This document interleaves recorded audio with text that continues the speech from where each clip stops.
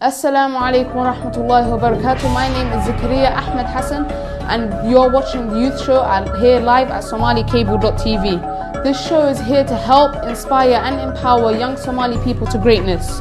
You can call in with your success stories, we would love to hear. Have you recently passed your GCSEs with flying colours? Have you had any university offers? We would love to hear that here at the youth show at somalicable.tv. Likewise, are you going through any problems that you'd like to talk about? Together, me and you and the rest of the Somali nation, we can have solutions to overcome these problems. magacayga waxaa la dhahaa Zakaria Ahmed Hassan Cooke la socda barnaamijka sabti walba 6 UK time. Wassalaamu alaykum wa rahmatullahi wa barakatuh. Dhalinyarada Ingiriiska taa, many of them waalidiyaashooda hooyadooda mise aabahooda way kusoo qaxeen halkan ay imaadeen. So essentially with the dareemeen dibta of waxbarasho inaad raadisid, inaad aadid meel fog, inaad to walk like quite a long time to go study maths.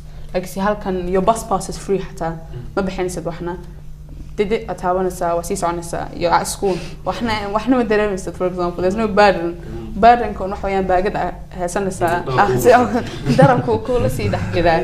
So دبته like you don't appreciate it enough because مركو واحد كاتجا I appreciate it كده.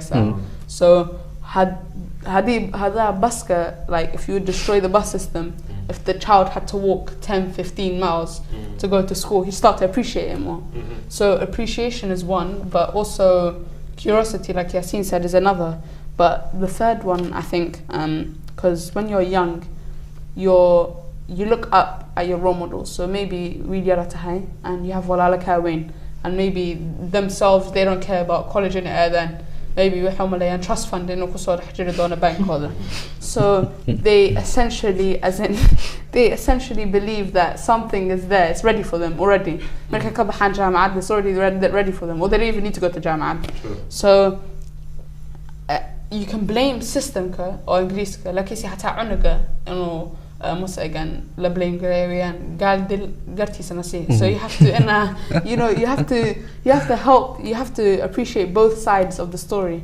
So I think, as in maybe the youth in the UK or the youth in general need to start appreciating it more. What do you think?